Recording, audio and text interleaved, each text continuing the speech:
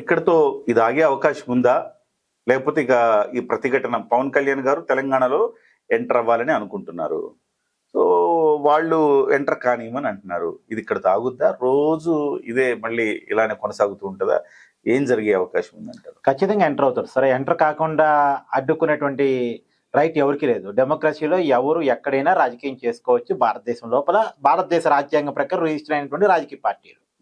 నేనేమంటానంటే, ఢిల్లీలో పుట్టిన ఆమ్ ఆద్మీ పార్టీ ఇక్కడ కమిటీ ఉంది, వాళ్ళు ఎన్నికల్లో పోటీ చేయలేదేమో మేబీ, కానీ ఎన్నికల్లో 2 రాష్ట్రాల్లో కూడా వాళ్ళకి కమిటీలు ఉన్నాయి. అక్కడ ఆమ్ ఆద్మీ పార్టీ చేసింది, అక్కడక్కడ చేసింది. ఓకే, అండ్ చేయకపోవచ్చు, కానీ కొంతమంది అభ్యర్థులు ఉన్న చోట వాళ్ళకి కొంత కాన్ఫిడెన్స్. అది చేశారో లేదు నాకు క్లారిటీ లేదు, కానీ కవితతో కలిసి ఢిల్లీ లిక్కర్ స్కామ్ లో అయితే పాల్గొన్నారనేది మాత్రం ఉంది కదా. సో వాళ్ళతో కలిసి సభలు పంచుకోవచ్చు, వాళ్ళతో కలిసి స్కాములు చేయొచ్చు. ఆ ఢిల్లీలో పుట్టిన పార్టీ ఇక్కడ వాళ్ళు ఇక్కడ రాజకీయం చేయడానికి తప్పెట్ అవుతుంది. ఇప్పుడు నేనేమంటానంటే, టీవీకే పార్టీ ఈ మధ్య విజయ్ కదా సెన్సేషన్ కదా.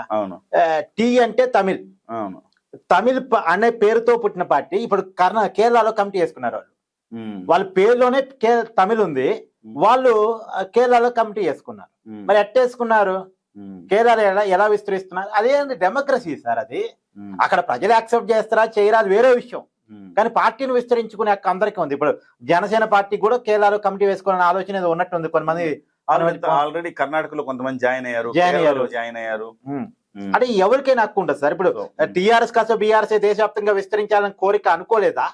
మహారాష్ట్ర లోకల్ బాడీ ఎన్నికల్లో కూడా పోటీ చేశారు కదా. పోటీ చేసినప్పుడు అప్పుడు కవిత ఆ పార్టీలోనే ఉన్నారు, ఇవాళ బయటకు వచ్చేదో మాట్లాడుతున్నారు, కానీ అదే పార్టీలో ఉన్నారు. మహారాష్ట్ర లోకల్ బాడీ ఎన్నికలు కూడా పోటీ చేశారు. ఈ తెలంగాణలో అధికారం కోల్పోబట్టు కానీ, లేకపోతే ఇప్పటికి మేము జాతీయ పార్టీ జాతీయ రాజకీయాలు అనేవాళ్ళు.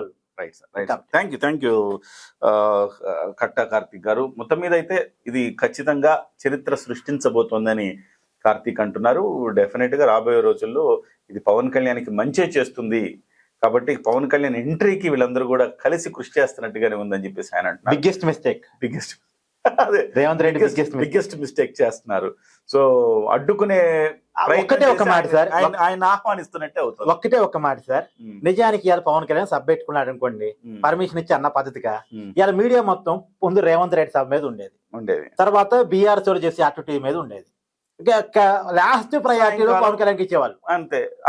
అది కూడా అదర్వై డిప్యూటీ సీఎం కాబట్టి గౌరవాలతో ఇచ్చేవాళ్ళు. మీడియా వాళ్ళు ఎవరికి ఎంట్రీ లేదు, ఒట్టిగా లైవ్ లింక్ ఇస్తారా, లైవ్ వేసుకుని అయిపోయేది. కానీ ఇవాళ డే మొత్తం రేవంత్ రెడ్డి స్పీచ్ పక్కకు పోయింది, బీఆర్ఎస్ చేసి యాక్టివిటీ పక్కకు పోయింది, పవన్ కళ్యాణ్ చుట్టూ చర్చ జరిగింది. అక్కడ చర్చ చేసింది ఎవరు? అది. సో సెల్ఫ్ గోల్, ఇది కాంగ్రెస్ పార్టీ సెల్ఫ్ గోల్ అవబోతోంది. చూద్దాం ఏం జరుగుతుందో.